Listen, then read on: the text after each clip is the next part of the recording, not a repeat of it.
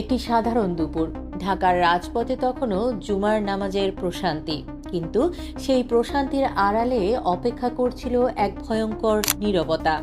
শরীফ ওসমান হাদী, তারুণ্যের প্রতীক, জুলাই বিপ্লবের স্লোগান তার কণ্ঠ জুড়ে। তিনি স্বপ্ন দেখাচ্ছিলেন এক নতুন বাংলাদেশের, আর সেই স্বপ্নকে সঙ্গে নিয়ে বিলি করছিলেন নির্বাচনী লিফলেট। সবাই জানত তার উজ্জ্বল ভবিষ্যৎ, কিন্তু হাদী জানতেন না অন্ধকারের গভীরে তার জন্য পাতা হয়েছে এক মরণ ফাঁদ। তার অজান্তেই তার নামের পাশে লেখা হয়ে গেছে এক মৃত্যু পরোয়ানা।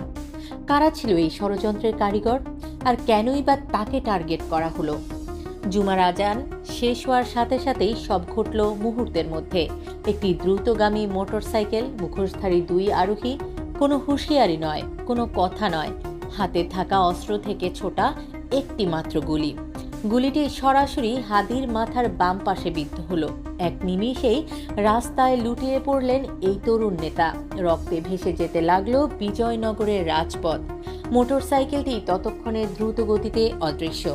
এটি শুধু একটি হামলা ছিল না, এটি ছিল একটি প্রজন্মের কণ্ঠস্বরকে স্তব্ধ করে দেওয়ার এক উন্মত্ত চেষ্টা। এই ঘটনা পুরো দেশে তোলপাড় সৃষ্টি করলো। প্রশ্ন একটাই, কারা ঘটালো এই হামলা? উত্তর খুঁজতে গিয়ে বেরিয়ে এলো এক চাঞ্চল্যকর তথ্য। প্রত্যক্ষদর্শীদের তথ্য অনুযায়ী হামলাকারীদের একজন শনাক্ত হয়। তার নাম ফয়সাল। কিন্তু এই ফয়সালের পরিচয় সবাইকে স্তব্ধ করে দেয়। অনুসন্ধানে জানা যায় সে ছিল আদাবর থানা ছাত্রলীগের সাবেক সভাপতি এবং ঢাকা মহানগর উত্তর ছাত্রলীগের সাবেক সহ সভাপতি। অবিশ্বাস্য হলেও সত্য, এই ফয়সালই গত 2 সপ্তাহ ধরে হাদী নির্বাচনী প্রচারণায় অংশ নিচ্ছিল। সে হাদীর সাথে হেঁটেছে, ছবি তুলেছে, স্লোগান দিয়েছে। এ যেন আস্তিনের সাপের মতো যে হাসি মুখে পাশে থেকে আঘাত হানার অপেক্ষা করছিল। কেন কেন ফয়সাল তার এত কাছের একজন মানুষকে হত্যা করতে চাইল? সে কি একা, নাকি এর পেছনে আছে কোনো বৃহত্তর ভয়ঙ্কর রাজনৈতিক ষড়যন্ত্র?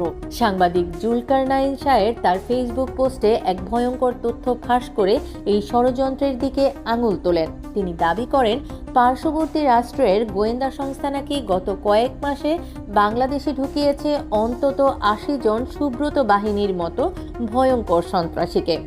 এদের টার্গেট দেশের জনপ্রিয় ব্যক্তিত্বদের হত্যা করা, নির্বাচন বানচাল করা এবং দেশকে অস্থির করে তোলা।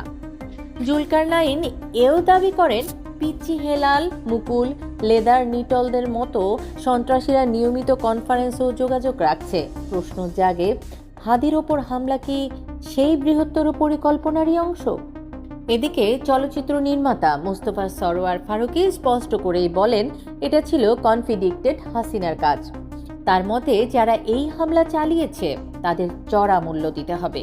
অন্যদিকে অ্যাক্টিভিস্ট পিনাকি ভট্টাচার্য এই লড়াইকে দেখেন আবরার ফাহাদ থেকে ওসমান হাদী পর্যন্ত আধিপত্যবাদের বিরুদ্ধে আজীবন চলমান সংগ্রাম হিসেবে।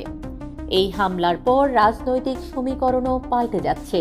বিশ্লেষকরা বলছেন, ঢাকা 8 আসনে হাদীর জনপ্রিয়তা অস্বস্তি সৃষ্টি করেছিল অনেকের মধ্যেই। কেউ কেউ আঙুল তুলেছেন বিএনপির সিনিয়র নেতা মির্জা আব্বাসের দিকে। কিন্তু অভিজ্ঞ রাজনীতিবিদরা বলছেন, হাদীর মতো জুলাই বিপ্লবের আইকনের ওপর হামলা করা মির্জা আব্বাসের জন্য রাজনৈতিক আত্মহত্যা হবে। বিএনপি এই মুহূর্তে এমন ঝুঁকি নেবে না, বরং জামায়াতে ইসলামী এবং তাদের ছাত্র সংগঠন শিবির কিন্তু হাদীকে নিয়ে বেশ ইতিবাচক। তারা তার চিকিৎসার জন্য রক্তদান থেকে শুরু করে হাসপাতালে ভিড় করেছে। অনেকেই মনে করছেন জামায়াত চাইছে জুলাই বিপ্লবের এই ক্লিন ইমেজের তরুণদের সমর্থন দিয়ে নিজেদের রাজনৈতিক গ্রহণযোগ্যতা বাড়াতে। অর্থাৎ হাদীকে কেন্দ্র করে তৈরি হচ্ছে এক নতুন রাজনৈতিক মেরুকরণ।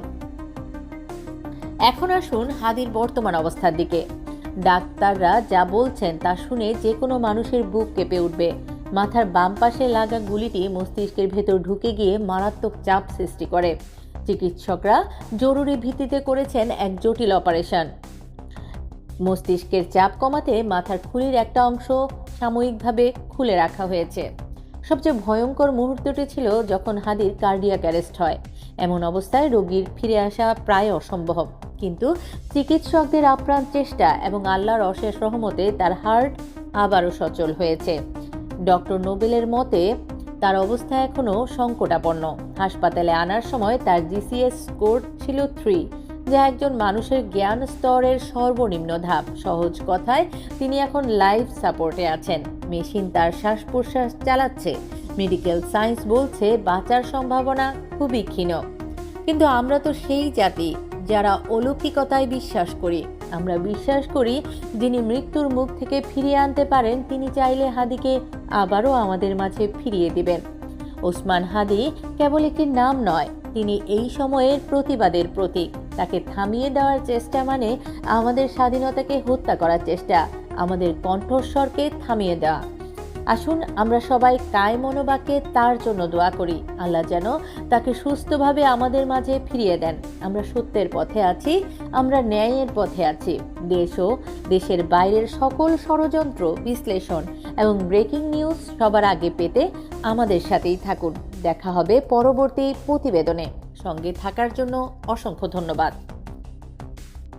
এতক্ষণ দেখছিলেন আমাদের নিউজ চ্যানেল বাংলা ভয়েস। প্রতিদিন দেশের সকল আলোচিত নিউজ শুনতে চাইলে সাবস্ক্রাইব করুন আমাদের চ্যানেল, সেই সাথে অন করে রাখুন বেল আইকন।